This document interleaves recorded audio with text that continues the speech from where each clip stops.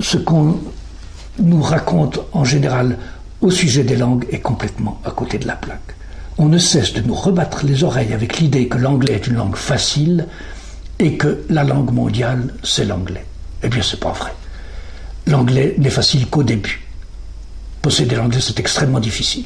Et l'anglais n'est une langue mondiale qu'en ce sens que c'est la langue dans l'enseignement de laquelle les États engouffrent l'argent des contribuables dans le monde entier pour un résultat absolument médiocre. Une étude sérieuse qui a été faite sur la compréhension de l'anglais par les Européens a démontré que seuls 6% des Européens étaient capables de comprendre un texte d'anglais courant parlé. Donc 94% des Européens ne comprennent pas l'anglais. C'est vrai que beaucoup croient le comprendre. Il y a un grand décalage entre la réponse à la question « Est-ce que vous savez l'anglais ?»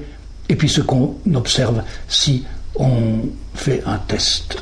Ça montre qu'il y a un dysfonctionnement dans notre société, mais on ne voit jamais le problème sous cet angle-là. Et pourtant, quand on pense à l'investissement énorme que font des millions de jeunes, des millions de professeurs de langue, des millions de contribuables, pour un résultat quasi nul pour l'immense majorité des gens, on se dit, mais enfin, s'il s'agissait d'électricité ou de pétrole, ça ferait un tollé.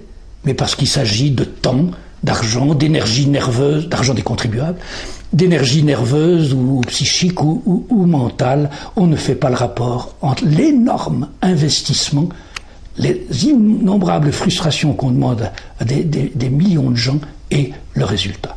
Et ça se retrouve aussi au niveau le plus élevé,